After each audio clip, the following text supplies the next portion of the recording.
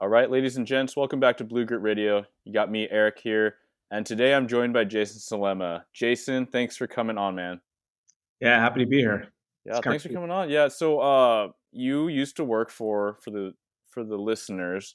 I'm sure some people listening know who you are right off the bat, but you used to work at a neighboring police department. We came in contact numerous times when you were on the SWAT team, and you helped with canine training, and this is a little crash course into how I even met you. But yeah, if you want to tell us about what brought you into law enforcement, a life of service, and we're just gonna get down in it. All right, yeah, dive right into it. I can make it pretty quick, but I think for me, I grew up and kind of always knew I wanted to be a cop. I joke about like it being Point Break and Speed and all those kinds of movies, but really, I mean, that did it did ignite something in me to go kind of pursue this. I had like a path, a direction, Yeah. and I tried a bunch of different things. But I knew that going on law enforcement was kind of like my desired end state, which actually didn't actually end up being my end state, but we can get to that. But Yeah, we of will the get to that for yeah, sure. I was born in Germany, born into like a military family. My uncles, everyone kind of served. They were all in the army. I went into the Marines, and then I ended up going to law enforcement, city of Renton. But what people don't know is, I was an intern there in community Ooh, college before I went. okay. Did you know that? No, Yeah, no. no, no. I kind of knew the type of police work I wanted to do. I knew I didn't want to be like a trooper. Nothing against the troopers, love the troopers, DUIs, all that stuff. Yeah. Um, Different and job though. I knew I didn't want to be out in the county with no backup for a while. I've never even issued a speeding ticket the entire time. Never. Not one. Not No. once, not even FTO. Nope. Nope. We actually have like a traffic week, so it's really hard Hmm. to avoid that. You're That's tied actually to not a traffic officer. how I Look got at by you. that. But I knew the kind of work I wanted to do in my early exposure at Renton. I knew it was a pretty good place for me. Yeah. So, Awesome. I loved every bit of it, and actually it was kind of hard to leave it when I decided to. But Yeah. Yeah. Oh man, and we're definitely gonna get into that. And part of why I wanted to kick it off so quick is like you're just a you're a fast moving guy. Your mind is always moving quickly. You're a dynamic thinker, and this might be taken a number of ways, but I don't really care. When I met you through canine training, you were just you were so engaged to this level with your dog experience, where you're asking all these really critical questions. And I'd already been to canine school. I'd probably met and worked with 10 different police canine trainers, but the type of questions you're asking me um, had me kind of on my heels. I was like, I've never been asked this, and you're like, well, your dogs want to do this. What are you trying to get? What's the objective? And that was my first clue into how you problem solve and how you look at issues, and how you bring this different type of thinking that even in a high speed career, literally a high speed career like police, was not something I was used to. Have you always been that way? And like, what are your thoughts when I say that to you?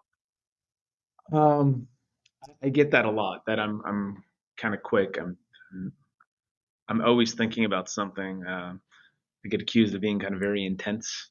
My wife will tell me like learning is my currency. Like, Oh, so recently I was at a fork in the road career wise. Like, should I do this or should I do that? As recent as yesterday, and we had a long conversation about this. She's like, "Why did you start doing what you're doing?"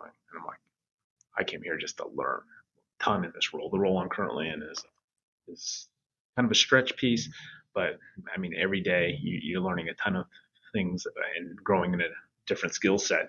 But I think that there's something about me and the topics I choose and the things that I dive into, where if I'm learning and uncomfortable, uh, it's enjoyable for me. Like the practice and the actual result of learning is kind of the same thing. hmm.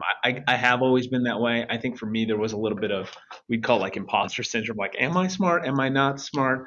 But it was a huge like multi generational family, cousins, big extended Filipinos everywhere.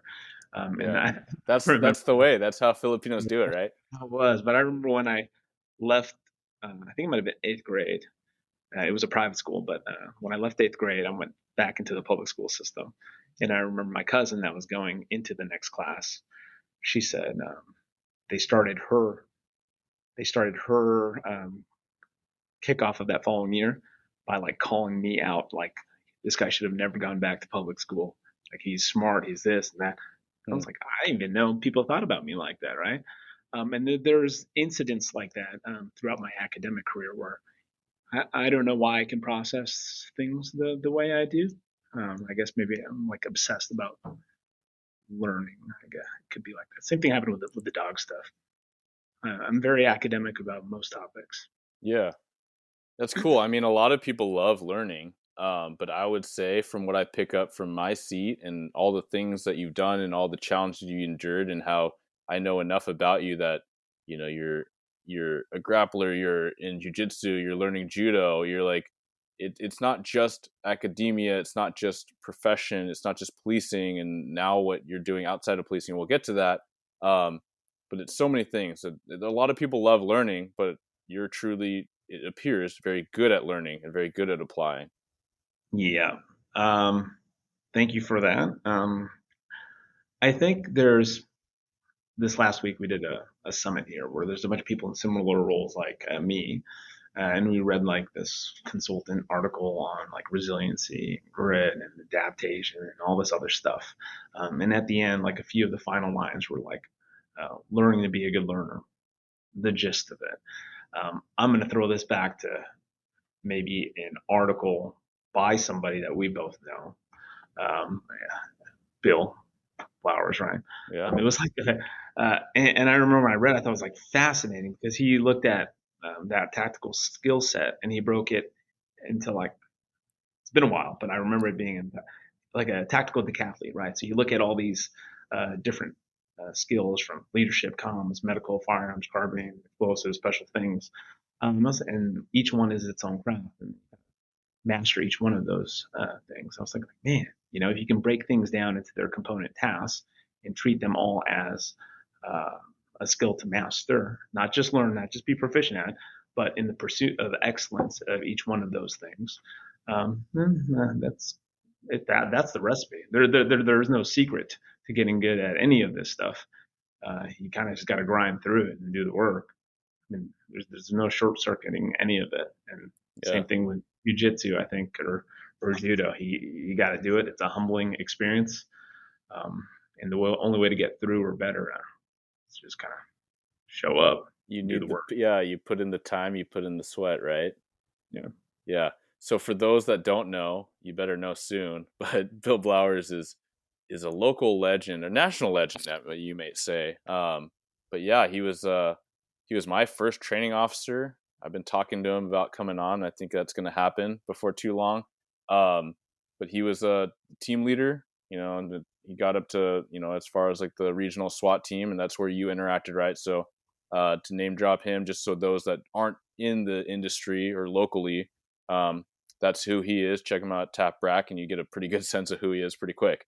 Um, but yeah, so I mean, we covered a lot of ground, and some people are still like, man, who is this Solema guy? And so what is he doing now? But let's rewind a little bit, and I just want to provide some framework in that, um, I'm a canine officer. I'm interacting with this high speed SWAT dude that's on this PROAC kind of unit, and he also knows a ton about working dogs and training them. And as far as I see it, in you were a fantastic example of what someone wants to see in a growing police leader. You are kind of that cream of the crop high performer, um, and you probably saw that, right? And we had conversations about that. But at a certain point, you decided that police work was not for you, or something else was for you, right? Not to say that you are, leaving something behind uh, as the purpose, but maybe moving towards something. So, um, I think it's very responsible for those that in first responder world, especially cops, to think about what else you would do outside of police work. And so that was a real attraction to why I wanted you to come on the show. And we've had a lot of conversations and spent time talking about the career and life past the career. Um, but yeah, so I just want to preface that for the listeners, um, and just get into that. So as far as transitioning and your thought work and framework there.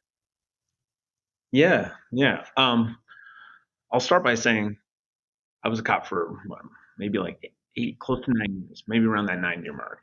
I was doing what I wanted, which was on the SWAT stuff. I was an assistant team leader. I loved the people that I worked with, and I wasn't really looking to leave law enforcement.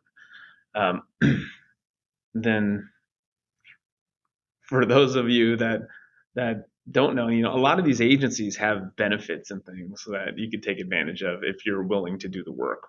One thing Renton had at the time was like tuition reimbursement up to a master's degree.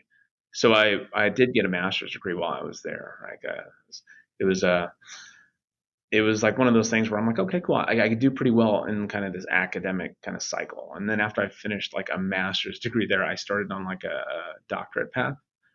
And for me, it wasn't really like with a career end goal in mind. It was a more just like curiosity, self improvement, maybe what's next. Mm. And I wasn't really thinking about like hanging it up yet, especially like that early. And one day, you know, a lot of us at the time were like, looking at other companies, seeing what kind of things you could do, what's out there, but you're never actually really kind of committing to it, kind of half-heartedly looking. But a recruiter hit me up on, just like emailed me and was like, "Hey, we have this role at this company. Would you be interested in it?" And it was kind of odd because I've never been approached by a recruiter in that way, especially in the Mm. private sector, especially from a large company like the one I'm at. And I almost didn't really like. Sounds horrible, but I didn't take it too seriously. I wasn't actually sure if it was authentic. So I'm talking like a cop at the time, like I'm answering things like I don't care what the person thinks of me. And eventually he's like, we got to hop on a call. So I hopped Yeah. on a call with him, and I remember joking with my wife. I said, I'll give this guy anything short of my social security number. We'll see what happens. Like, nothing to Yeah. lose. Yeah. And then he says, we got to get you in here for an interview.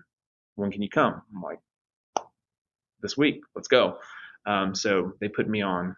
Here we do these things called loops, and they're like an all day interview process. There's like A 7. gauntlet, right? Yeah, yeah. It's some people Yeah. say it's kind of like a dissertation defense, and not really, but it is pretty tough. Um, so I show up and I do my interview, and here's the thing: is me, I'm generally like optimistic, like an optimistic worldview. I'm nice to most people. Um, there's a Starbucks around the building. I go to the Starbucks. There's this woman with this dog, a golden retriever. I'm thinking like helping her open the door. I'm being super nice to her. We're laughing. Gift the gap. I think that's like the huge part. I mean that is a lot of my success. I think that I can talk to most folks. But I'm super nice to this woman. Then I go to my first interview, and sure enough, she's my first interviewer of Mm. the day. So she's asking me all these questions, and it quickly hits me that I actually know a lot about Amazon, right? Oh, I said it, Amazon. Like Yeah. I know a Oh, lot about it, right?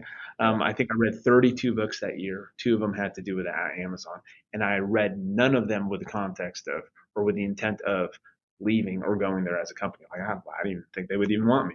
Um, I was just trying to be a better tactical leader, right? Mm. Jeff Bezos, CEO at the time, was he had this regret minimization framework. You forecast your age out to age 80. Your goal is to make decisions by minimizing the amount of potential regret. You hear different versions of it, but that part of it really stuck. And then I go down this rabbit hole about learning everything about the company. So I do really well in the interview, and they have this thing called like a bar raiser, where they essentially somebody with like veto authority. Like everybody else in this gauntlet can say that they like you, but if this person does not believe you raise the bar, and when they say raise the bar, they mean like outperform 50% of the existing workforce, or Mm. build this culture where 5 years from now, you look back and say, "Man, I'm lucky I got hired when I did because I wouldn't get hired today." So I finish that first thing, and I'm joking, and I say, I look at the next person in my interview. I think the next person's HR, so I make this joke like, "Is that the bar raiser?" And she says, "No, I am, and you did great." I was like, "Oh, sweet." Yeah. Had fun with the rest of it, uh, and then they gave me like an offer the next day, and came decision time as to where I was going to end up. Yeah. So we'll get into that. But first, just to rewind for people that are curious, what did you decide to study and why, as far as your master's and then your doctorate? Yeah, sure. So I I went should have to introduced you as a doctor, by the way. all good, all good. I went to UC Irvine, so University of California, Irvine. At the time, they had the number one ranked criminology program. They probably still do. It was great. But I started going down that track because I was kind of service oriented in my going through the community college kind of route. I thought that my professors at the time pretty cool. Most of them were like former cops teaching, and I thought I would love to position myself to have that as like a side gig.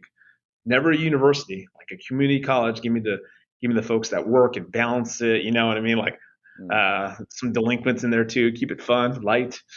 Um, and that was kind of my goal and why I went into that. I was very interested in uh, most of my research there had to do with like at-risk youth, homelessness, some of these like feel good things, but I was kind of passionate about it. Hmm. So I like that. I think what I benefited most from it and that it was kind of applied sciencey. There's a lot of stats, a lot of research.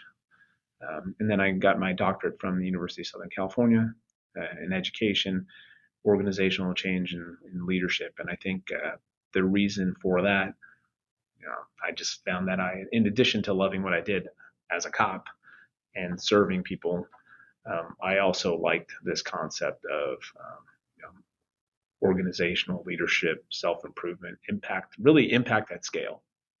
Like how you can lead an organization of any size and really impact everybody that's kind of in it. If you, I would say, smart enough, well-meaning enough, if the character and the talent kind of coincide at the right time, um, you can change the way it feels to work or be part of any organization, I guess. Yeah, because I don't want to lose track of my question. Uh, police culture well. You spent 8-9 years in it, and a lot of assignments and a lot of teams. With your education, now your applied skills in that realm in the private sector. What do you think police culture needs in order to raise that bar, in order to build cohesion, as far as the challenges you see? And I think if you asked me when I first left, I would probably have a very different lens than I do now. I Yeah. think that there's some generational shifts, some shifts in expectations, like from uh, they say like by 2029, like 72% of the workforce will be like Gen Z or something like that, and they come in with these different lenses. But I think you might have posted something about this in one of yours, but yeah, Hmm. I would make the argument the previous generation was saying the same things about us knuckleheads, right? Yeah. Yeah. Yeah. Generation before that was saying the same thing about them. But I do think one thing that is critical is, this like I don't know, it's kind of weird because maybe in a culture of toughness or whatever, like the mental health and well-being part Yeah. is huge. I don't think we were as open about discussing it. Maybe kind of when we left, how much of an issue it is now. For us here, it is like in industry wide, all the external research would tell you that mental health and well-being is a top concern for most organizations currently. Hmm. I think maybe the pandemic, all the merging of all these crises, they call them like a polycrisis, like the intersection of all these different things from war to supply chain to the generational stuff I've mentioned. Um, but culturally, honestly, I think just getting better about taking care of one another and understanding that this can be a really fun job if we're not so jaded about it, which is tough to do. Yeah. Like cracking the code on dealing with the worst things in the community day after day, all day long, while making sure that the folks that do it can still live their own happy lives or their fullest potential. And then maybe if they don't want to do it, that there are exit strategies in place and other things to do, right? Like I think part of it is like it's not a trap. You have the option to leave. So Yeah. Yeah. So, you talked about how you're getting further education. A lot of that was just self-development, sounds like, right? And then maybe you teach at a community college, right? These very, I'll say, kind of common things that you might have heard of some cop doing at some point, right? So nothing crazy, not like a huge mind blow or paradigm shift. But then you enter that, and right, I know this about you, where you want to try challenges, right? And so that's a challenge. That's a did you take that just as a, hey, I'm going to learn something from this, the experience, and it'll be a new thing, and why not? As far as like Which, entering that, as far as entering into that interview process. well, to me, it was more like, what do I have to lose? Mm, I did view it kind of like a challenge. Like, let's see if these folks would even hire me. Um, I do think that there's a little bit of like not caring so much that can maybe help me out. yeah. Like Well, I was, confidence, right? You don't have much to yeah, lose, then you just come out way more confident. yeah, yeah. Even when I got hired by Renton, I remember like I, I had took a shotgun approach when I was testing to be a cop, with the idea of like by the time I get back to Renton, maybe have enough experience to do really well in some of these panels Yeah. or boards. But I remember like when my oral board with Renton came up as a young guy, I almost didn't go. I was like, I remember I was talking to my brother. I was like, I'm done. Like I was like, I feel like, um, you know, doing terrible at all these boards. Like I can't believe UW PD didn't want me. If UW PD doesn't want me, you know what I mean? I was like, hey, Yeah. who am I? Like I thought that was going to be something. Like I thought they'd be all over me. Yeah. But he was like, whatever, man, you got nothing to lose, go do it. So I'm like, oh, yeah. That into like this next interview, maybe like every interview since then, like going in with a little bit of like what's at the end of the day, like I just stay where I currently am. Like so, yeah, I took it as a challenge to see if I could do it. Yeah. I like that. And I think that, you talk about, I mean, where we just landed was cops realizing that there could be something else, and that you do have options and how you can develop yourself, or develop some tools so that you can transition. Because I think that the worst thing, whether or not you want to be a cop for your whole 30 years or whatever, I think that's a great potential goal. But I think in the vein of mental health, in the vein of the dangers and the traumas, like I've for a long time said, hey, I never know how long my career is going to go. It might be one or two more bad calls where it's a self assessment or a family assessment, like, hey, I put in my time, and that's where I truly mean when I say, and some of my best friends have left the police world, and I'm like, hey, no judgment, thank you for your service, thank you for your time, right? I think that a lot of people recognize that pretty well. For those that put in 4 years in the military, like, that's a pretty big freaking deal. And if you put in a few years of good work with good values, like, fantastic, right? But I do know so many cops that are just, man, I don't have any other skills, or I make too much money, and my family, the benefits, right? It becomes those golden handcuffs. Can you speak a little bit to that and how that was like for you? Yeah, yeah, yeah. Well, one, I would probably start by saying I would have no issue doing law enforcement as a career today, right? Staying in, doing the full time period, retiring, and I would be pretty happy with it. I think it's an admirable career. I think it still is. And I think the folks that choose to stay and that will, I mean, I, no, I still respect the community, the role, the job is kind of it. There are many paths to success. So for me, what I kind of started factoring in was I knew that in my career, there was kind of like a point of like diminishing return with like however long you stay to maybe like marketability in the private sector afterwards, right? And probably even the likelihood that I would even be willing to take that chance. To me, I had that somewhere in like that 12-year range. Like if I go past this, I'm probably gonna see this thing through. Um, you know, but there's also maybe some like personal changes, personality kind of changes to where like I may have a harder time acclimating to normal jobs Yeah, afterwards. My yeah, worldview might change a little bit, and yeah. it could be infinite based. It could be just be to totality of like everything you're exposed to. But I knew 10, 12, somewhere around there, maybe I'd try some other things. The golden handcuff thing, I think that could also be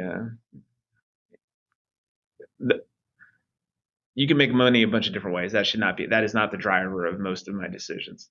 I think there's like a minimum amount I need to be happy. Everything on top of that, solid. Hmm. Um, but for me, coming to where I was or where I am, I had to do mostly like I was I was good at what I did. I liked what I was doing. But it was like the certainty of I knew what was kind of next. Like I knew like what the next 10, 15, 20 years would look like in here because everybody's kind of doing it, right? Yeah. Yeah. You know that at some point you're going to retire and you're going to leave with a pension, great, some friends, all that, a pen, a plaque, a poster, a picture, something cool.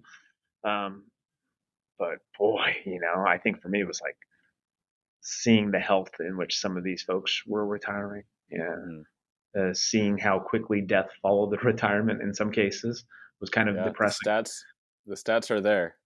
Yeah, yeah. I think overall this people are taking better care of themselves, but it seems. But yeah. So I guess I would regret not trying this thing called Amazon or this thing called whatever, right? Um, my family played a role in it. I sit down there and do the whole pros and cons list with my wife. Should I try this? Because I don't know if I'm going to be successful. I can come here, they can find out that I swear a lot and I'm gone like the next month. Yeah. Yeah. There's so it's a risk. Yeah, it's a family decision, but personally, applying that same regret minimization framework that I would do to any mission, I would apply it to kind of this pivot. And and we also kind of have this framework of like one way, two-way door stuff, like the two-way door decisions, these high velocity decisions where you go make a decision and maybe you can come back through the door and everything's going to be okay. I viewed this very much like that too. Like if I go somewhere and it doesn't work out, I can come right back, and I could probably list a handful of people that have done that in the past. Yeah. So it was worth kind of taking the risk for me. Did I answer your Yeah. question? Yeah, for sure, for sure. There's a lot of things to sift through, right? And I think that pros and cons are a legitimate thing, and then forecasting, right? And as someone with personal growth, you know that you can achieve a lot, right? You see these very clear cut examples of people that you look to and people that you work for. You're like, okay, I know what this looks like. I don't Yeah, know what's behind door number two, and that intrigues me, right? And yeah. so let's check it out. Let's take a quick peek, right? And I think there's an opportunity component too, right? Like, geez, you have this org and not everybody's got in to be chief, right? I get it. But let's say everybody wanted to be whatever the highest ranking member of this department that's one slot, right? Hmm. You can come to a place like this, go a million different directions, and do pretty okay. Like Yeah. I think there's a lot of chiefs of a lot of things that are bigger than most departments. Yeah, for Uh, sure. And I think that where we have to think about is like, what are your motivators? What are your drivers, right? yeah, And whether it's impact and to what level. Like, is it just advancing a goal, or what kind of goals? Like, what is if it is strictly public safety, then that says a lot. But at a certain point, if you're like, I know what this looks like, and I do. What I kind of heard is maybe like I am aware and I am a little cognizant of the fact that if I am in this career for a long time, that could affect my psyche a certain way. That could affect how I interact with the world, how I raise my kids. And do I want that, or do I just want to be wary of that? And those are things that I think are super responsible to think about, because I've talked about this.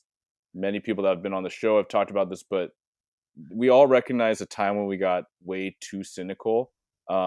And those that never get out of it won't be on the show, unfortunately, right? Unfortunately for them, not to disparage them, but we know it's a real thing. And you talk about, retiring with health and thriving. And unfortunately, it's not as common as we want it to be.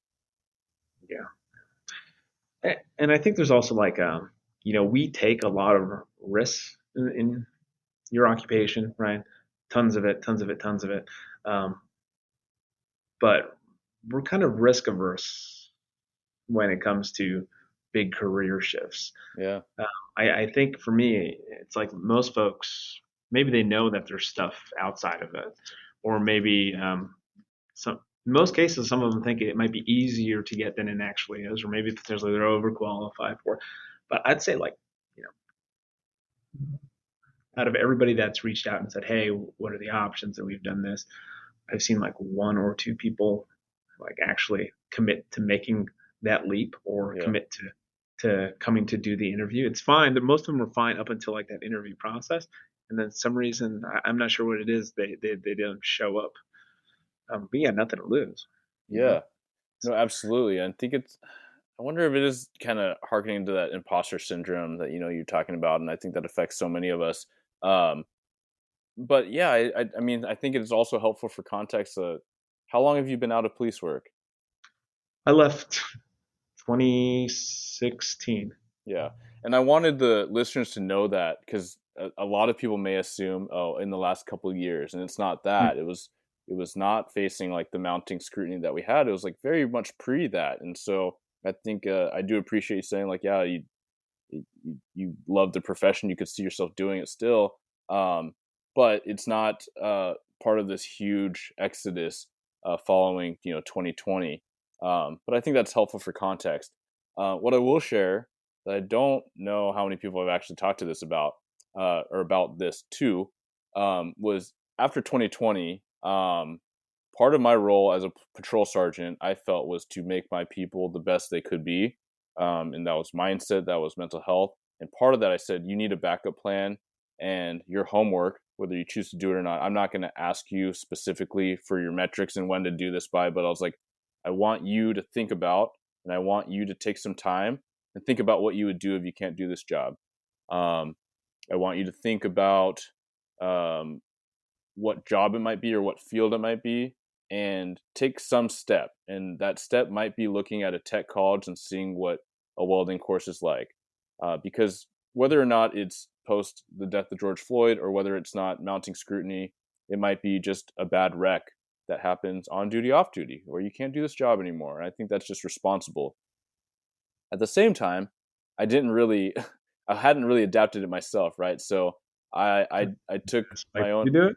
You take What's your own medicine? I know. So I was doing that. Following that, I recognized as soon as I said in a briefing, I was like, "Hey, one of my soft, unofficial expectations of you is to do this." I think because truly, I think that when people recognize and they think about it, um, they can either develop into this other opportunity and passion, or they can realize that things aren't so bad and they really do like it here, and they can reinvest in with a different passion, a different energy, or just outlook. But for me, I applied to actually a corporate job for a regional security firm. Some like I feel like it was pretty low to mid training, manager role. And I felt like I had a pretty solid resume, right? I've been a sergeant for a couple of years. But then later I had some insight because I knew someone that worked in HR for that company, and she told me, yeah, you didn't get any calls because you don't have any training experience on your resume, like any training roles. I was like, Hmm. what are you talking about? I'm a crowd control trainer. I was a field trainer. I like wear all these different hats. And she's like, yeah, but not like in your role, not in your title. And so it was just eye opening. And I share that only to say, after that, I recognized there are a lot of things that I could continue to do to flesh out my resume in different directions. So if that was a prerogative of mine to leave, then I know what homework I have to do. Um, but I think that that's really healthy, right? I recognize that I wasn't super overqualified. You kind of brought that up. I recognize there were holes in my game or just opportunities where I could develop more and challenges I could take on. Yeah, the resume piece, it's not, I mean, you don't even have to turn it into anybody. That's the thing. You don't have to apply. You don't have to, you just have to write it.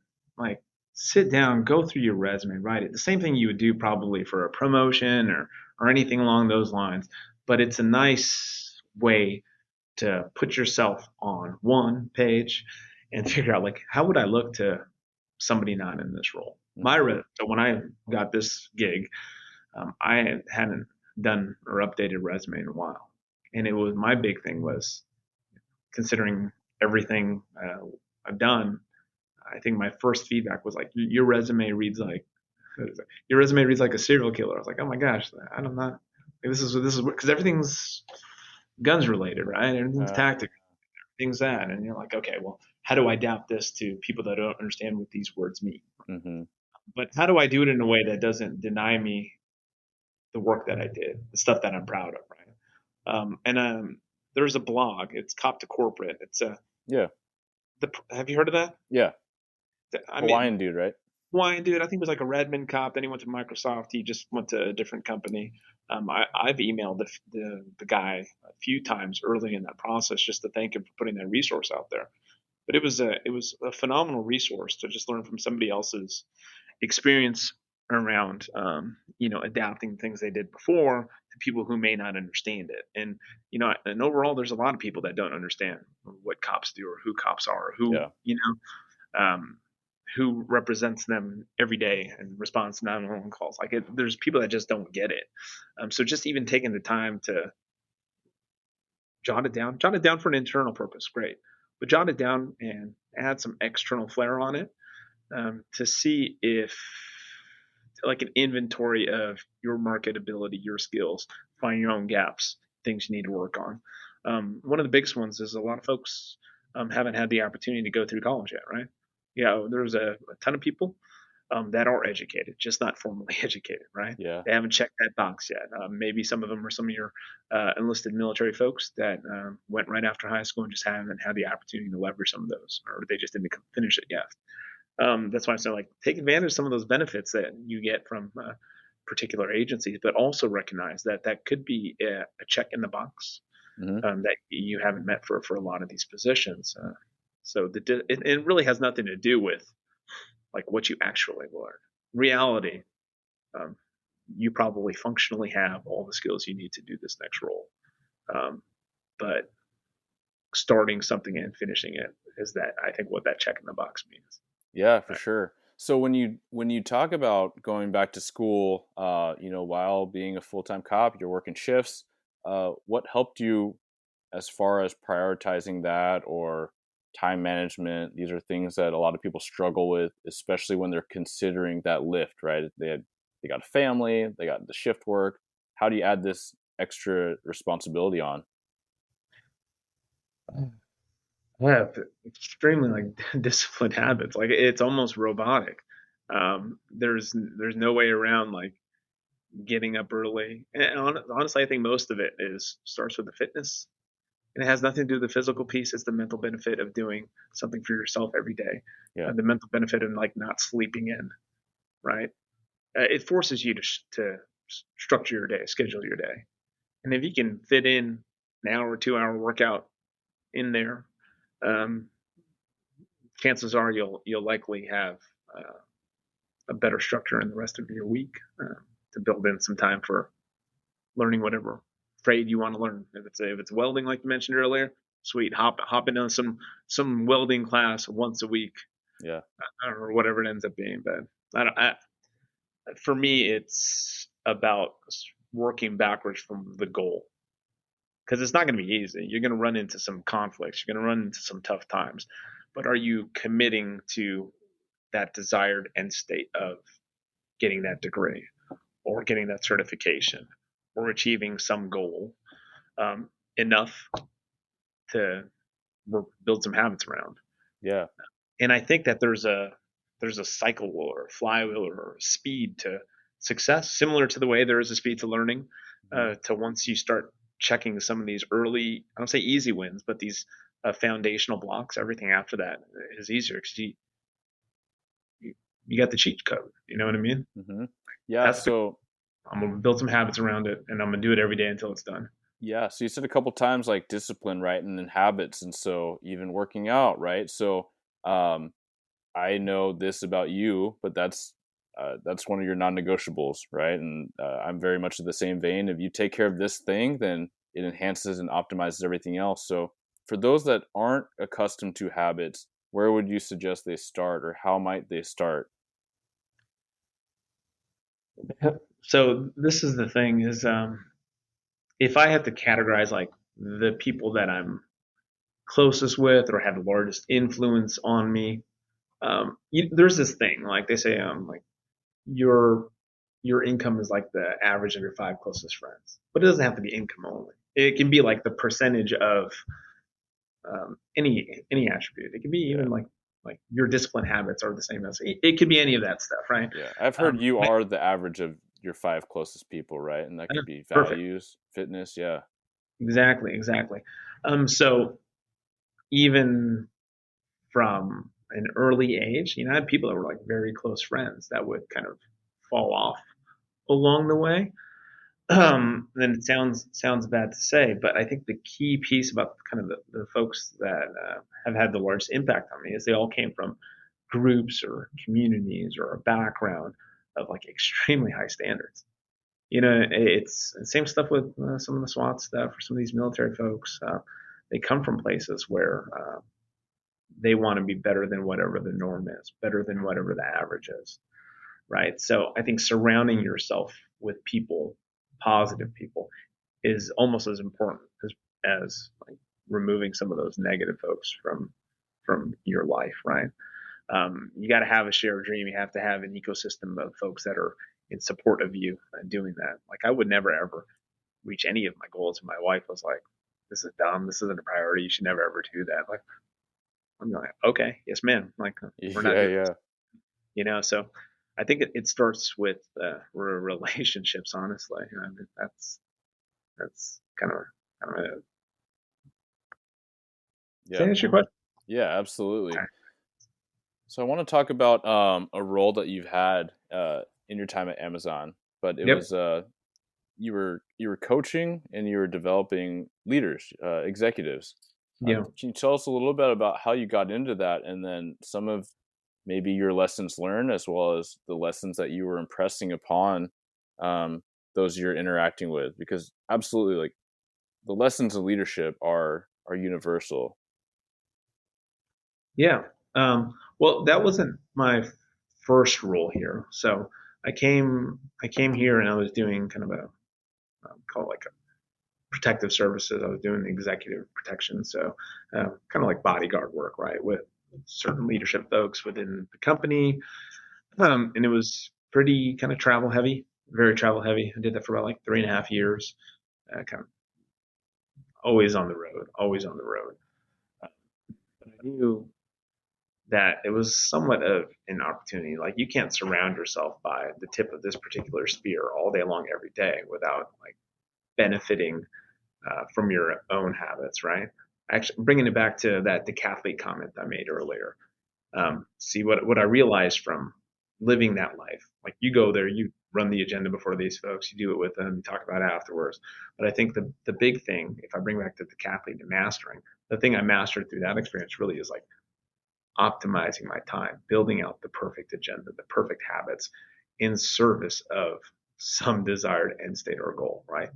Everything matters. It has to be kind of perfect. So I applied that to kind of my own life, but then I'm kind of like, oh, this is fascinating. That I understand leadership academically.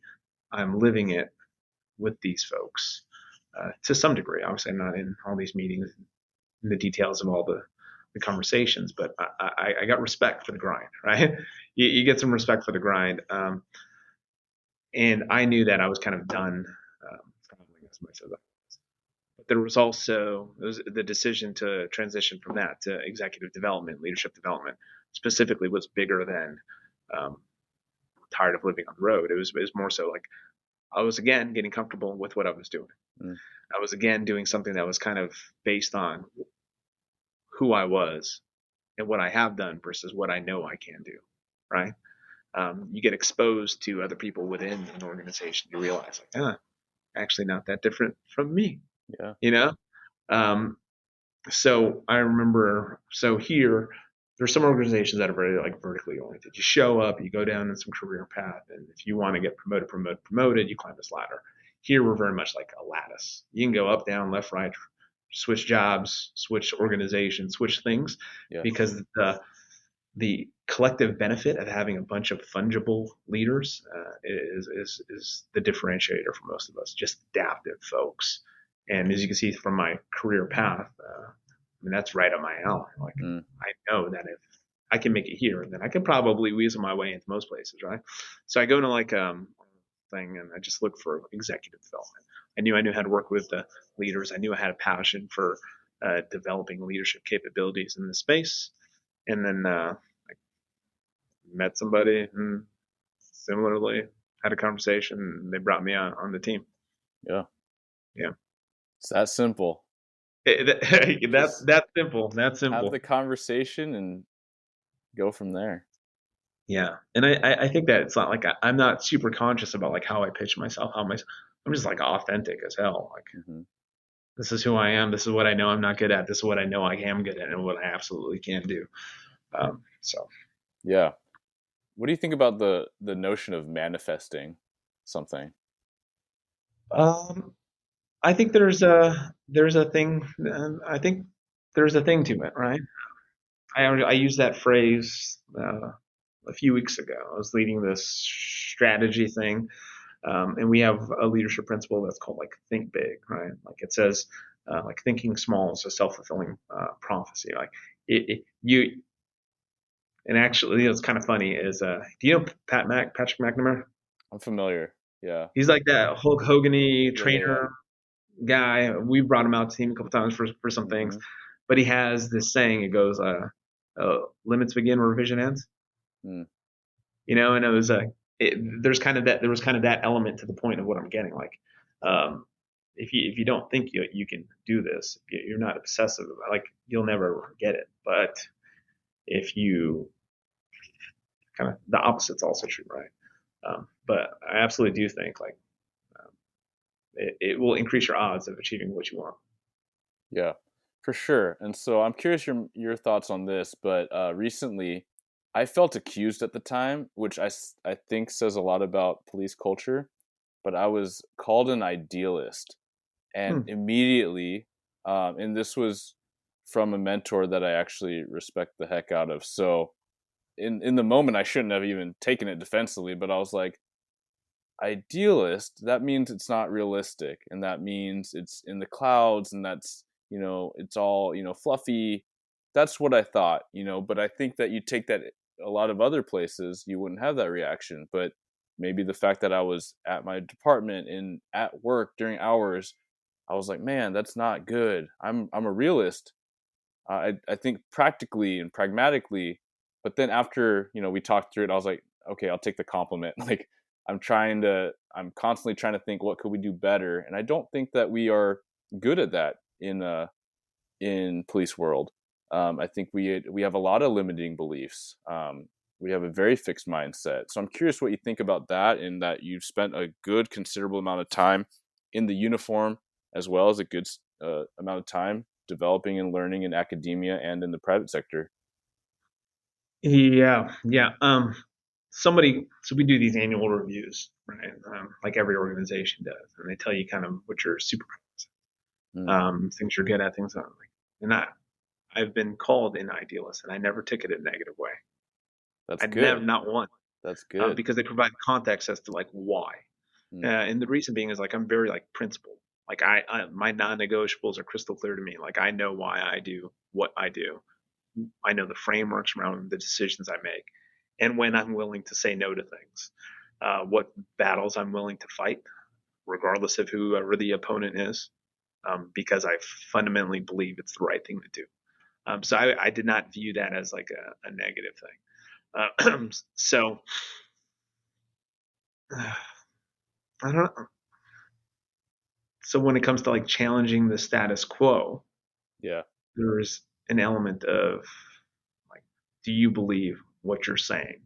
Are you just gonna inherit this institutionalized practice?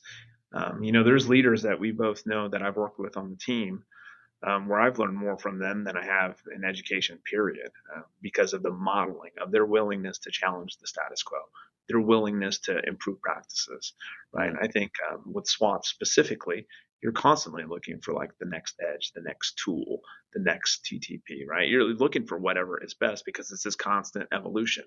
Unfortunately, it's not like that. That doesn't disseminate through the rest of it because it's hard to do at scale, hmm. and not everybody can do it. So that's kind of my view of it. So within this culture, we see leaders mature through their entire like career path. And I think that there's like an inflection point somewhere around like that senior manager, very senior manager, to kind of entering that executive space where are you the person that's consciously challenging your own thinking, Mm.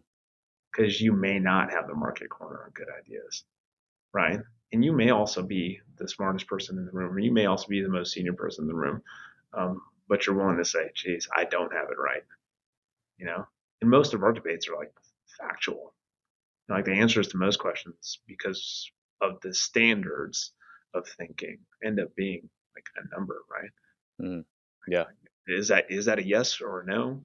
Is the answer a number, or is the answer I'm gonna get back to you with it, right? Like there's these are conversations with like fundamental truths at the end of it, right?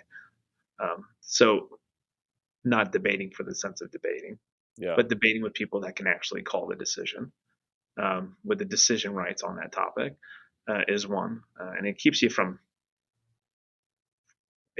having the cynical conversations about things you can't control, but then also keeps you focused on having the conversations with the right people, in the right way, to actually continue evolving culture. And I mean, the same thing there. Like, you can have conversations in the back of a barricade about things you can't control or influence, and say it's all wrong and we should do this and we should do that. But that's not going to change Yeah. anything, right? That's just going to, and that person may not even be right. They might not even have the full purview of all the considerations at every echelon in that operation or organization. So Yeah. I think it's the whole ecosystem. The whole ecosystem has to work. I think, yeah. How would you suggest people uh, lead up? When we're talking about police culture, where it might not be the dynamic thinker, in the private sector, the boss isn't doing a good boss job, then they might be out. But it's a lot harder, in the police world. I think that there's rank, and I've always felt like this about rank. Like, it doesn't necessarily mean you're right. You sent me a thing a little bit ago around, what was it? You had like it's like anarchy was one of them. And Yeah, it's the factors of a toxic work culture, right? So there was bureaucracy, anarchy, toxicity, and then what was the last? I want to say it's apathy or something very yeah, similar. Yeah. yeah, okay, okay, yeah. So leading up can be like those are toxic culture things, but I think at the same time there's components of them where some of them might be necessary or effective tools to challenge the things, right? Because those appear when things don't make sense, and those also may be the things that you need to challenge. Bureaucracy in most organizations is a bad thing. Bureaucracies in most government organizations, um, kind of part of the rules you're playing by, Yeah. due to regulations and everything else. To some degree, um, they are part of the rule set. So how do you navigate that? I think you navigate it by understanding, like, um, is it, and we have the same thing. Well, we try to keep this thing very flat because we want this speed of business that we're trying to get to. So you keep it flat, you minimize bureaucracy, but you're definitely not afraid to deprecate or remove things that don't make sense. The goal being like eliminate waste, maximize the effectiveness of everything. So if there's an opportunity within that bureaucracy piece to question or push back those rule sets, change the game, um, that most of the time takes senior leaders, Hmm. right? So you got to have those folks at the top that are willing to have those battles for and win them, right? It has to make sense. And then you have the folks at the bottom that understand, like, complaining about things you can't control doesn't really help the situation either. But actually, you may be onto something. You know, so carrying that whole thing through, and having that combination of anecdotes, like, case in point, this person experienced this. This doesn't make sense. And then so we kind of looked at it, and this is kind of what our research says. Let's Yeah. change it. All right. Yeah. Anarchy piece is very interesting to me, because it was like sometimes that works, man. I'm I telling know. you. I liked how you Yeah. bucked back and you're like, because that's the absence of bureaucracy, right? We think about government systems and yes, rules exist for a reason, but then you also hate the policy is named the unofficial policy because of this officer or that person, where we had a knee jerk, we had to write a policy because someone couldn't follow common sense, right? Yeah. So it could be the enemy of innovation, because if someone doesn't want something to happen, for sure you can find a bunch of reasons why not. So yeah, to your point, when you hear anarchy, the absence of rules, then yes, I think when you have the right culture and the right collaboration and creativity and positivity, then that means there's no rules. Let's go, right? It's just go go go, and you can make amazing things happen. And I think there's also a little bit of the boldness of it, right? If you are working in a broken team or organization, or the leadership sucks, it kind of creates a little bit of this like band of like misfits, right? I mean, sometimes if you get those fools going, and they can change a few things if they're loud enough, or they talk to people enough, and didn't require any rank. It just, if you're an idealist, if this is the right thing to do, if your principals say, hey, I'm willing to kind of throw down the badge and put it all on the line for this argument, um, challenge away. Hats off to you. I don't think it's wrong. It may I've been called insubordinate a ton of times. Most of the time with a quick follow, like, you were right. Mm, And so it depends. Um, Sometimes anarchy is a symptom of just rules being wrong. sure. Yeah. Yeah, I think when you're willing to, man, that's where I really appreciate transparency, right? We can have different opinions, but if you have trust in your team, in your leadership, in your people on your team, then you know that you can navigate it, right? We might stand on completely opposite ends of the thing, but if we can talk about it, we can start finding the common ground, right? We can start problem solving, and as long as we can come to the table. But to your point earlier, when you're just complaining about things that you can't change, you're in the back of the Bearcat, and meanwhile the bosses are the CP. Well, that doesn't do anything, right? The vent might feel good for a minute, but then it doesn't advance anything. So, right, whether you're an official leader, informal leader, to be able to get people to come to the table, that's what's going to make the difference. Yep. Yep. I don't know. This whole, I think that the trust piece is kind of like, so here, we have all our principles, but mine has always been like earned trust. Like, everything starts and ends with that. Mm, And I think with most of those cases of challenging the status quo, being the person willing to call bullshit on things, is, you earn some trust when you do those things. If you're the person that's willing to fight that battle when nobody else is, you earn some trust. Um, and if you talk like you are, and then when the moment comes, you fail to, you lose a ton. mm. So you don't know until there's something that, that until we're at odds or something. There's something to navigate. You don't know until tested, really. Talk all the game you want, even in business. It's the same thing. Got to put your money where your mouth is, right? Yep. Actions speak louder. Um, I do want to ask you something that popped up earlier. You're talking about scaling. I mean, you're talking about in your role, but scaling leadership lessons. Uh, what insights do you have for someone in any organization on how they can try to build out and become a multiplier in that sense? Yeah, I think that force multiplier concept, is nothing new, right?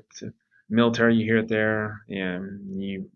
My role here, technically, right now, I'm a force multiplier for the organization. Like, my goal is to scale leadership and practices throughout everything, so that we can execute our plans, and kind of build or execute our plans in accordance or in service of our strategy.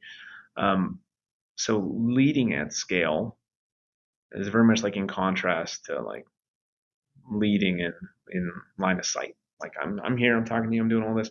When I'm talking about leading at scale, it's like I need this next layer of folks, whether I'm watching them or not, to be able to kind of run this thing in my absence. It's succession planning, right? It's contingency planning. Like, it's the things where I think, sometimes in that tactical environment you're pretty good at, right?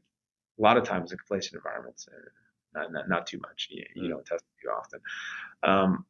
But I have a pretty firm view that in most of these cultural issues, and I would say like top down needs to fix it, top down needs to fix it. At the end of the day, it's that middle management group that kind of runs the show. I think the same thing's true in most places. Outside of here, you look at some of these managers and all this other stuff. You look at some of these, it's the managers that are going to make the difference.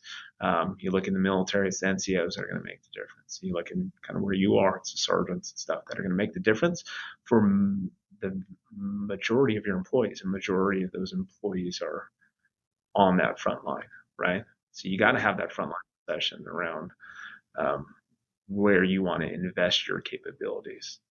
Um, I think it's that middle management piece that where we need to start. That's where that force multiplication layer is, Yeah. and then their successors. But it's almost like train them to the point where they can leave if they want to, from like a leadership perspective, a health perspective, a management perspective, and for them to call these shots, to make these decisions, to rehearse some of these tough dilemmas, and then actually call it. Oh, provide the oversight to make sure they don't get anybody hurt, or in my case, they don't make a bunch of bad decisions business wise. But um, you got to develop them, and if they choose to stay, your organization is better off for it. But if they go, sweet, awesome, and good for you. Like we'll invest in people um, regardless of where your next step is, right? So, Yeah. I love that because there's so much ownership in that, right? It's whatever your station, whatever your position, whatever your rank, do the best you can, develop your people, whether it's laterally, whether it's leading up.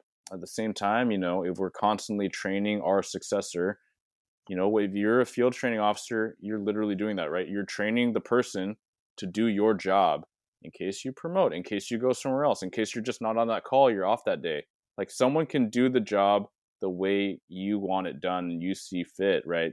Um, you're teaching them to do and act when you're absent. And if we all adopt that mentality, then everyone's going to be better for it and fully developed. I appreciate that, man. And I want to be mindful of your time. And we've covered a lot of ground, but is there anything else that you'd like to kind of close with? Whether it's law enforcement, whether it's leadership and principle, mindset. I mean,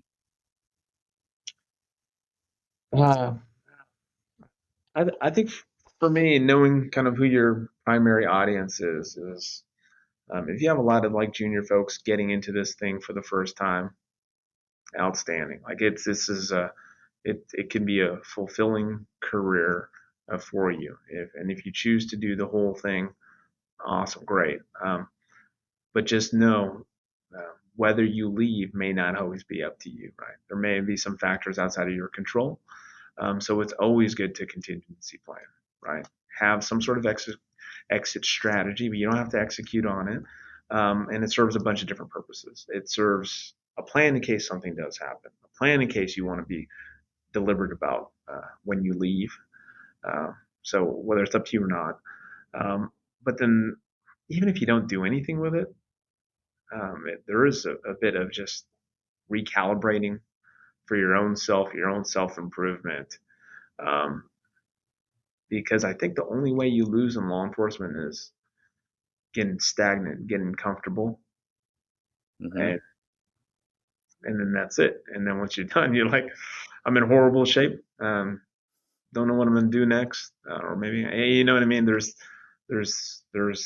more out there, and I think that most cops underestimate their transferable skills. That gift of gab thing I was talking about earlier, I could talk my way into and out of most problems when Mm-hmm. most people can't. I mean, it's a superpower. It really is. Internationally traveling abroad, I could talk my way into and out of most things and befriend most folks. Yeah. Right? I think there's something to that, but you're also a Swiss Army knife, man. You're a fucking Swiss Army knife. If I remember when I interviewed, they said like, give me an example of a problem you solved before. And you're like, you got to be kidding me, right? I even said like, have you ever interviewed a cop before? No. Okay, so we get into this thing, but you really are a fungible leader. You really are a Swiss Army knife of skills that can solve most problems. And I think that there's also a bit of it's not theoretical anymore, right? Um, these are things that have been tested that you can do, how you respond in tough situations.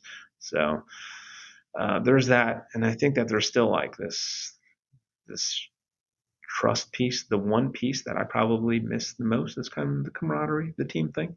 Yeah, I can go anywhere here. People are great. It's awesome.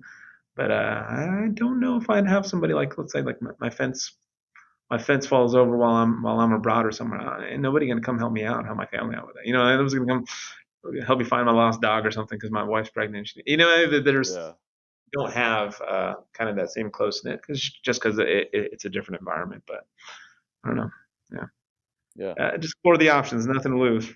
No, those are great points. I did note that earlier on when you said gift of the gab, and man, that is such an underrated thing. Just being able to talk to people, just being able to level with people, it makes such a difference. If for people that are thinking about what they can do to get ready for the job, a lot of them ask me what sites should they read, should they follow this thing or that thing. I'm like, just practice talking to people, right? Like, get outside your comfort zone. You talked about too, where maybe the enemy of law enforcement could be getting stagnant, right? And you harken back, and this is where I have the gift of being reminded of all the great things and all the exciting things about this job because I'm talking to people that are very excited to come into this job for certain reasons. And the common thing back then, the common thing now is I don't want to be stuck doing the same thing every day. I don't want to be going in or hopping on a Zoom, the same people every day. I want to be moving around. I want to be driving around. I want to be seeing things and seeing different crazy stuff. And so if you find yourself stagnant because all that has become kind of second nature and this call is the same as so many others after 5, 10, 15 years, then maybe that adaptability you need and that challenge is going back to school. Maybe that's the change of the day of the routine that you need. And so you can have something different every day. So yeah, I love that word fungible. It's not part of my vocab, but I think it speaks so well to that adaptability and being able to be flexible and really rise to every challenge. Heck yeah, awesome. All right. Well, thanks so much, man. I really appreciate the time. Covered a lot of ground, but for those of you listening in, just a reminder to share this out, whether it's common, everyday people in law enforcement, whether it's people outside, conversations with Jason, definitely reminders to stay hungry, keep yourself challenged, keep growing, and don't worry so much about what's next or after that. Just worry about how you can keep improving and how you can keep prepping for the next thing.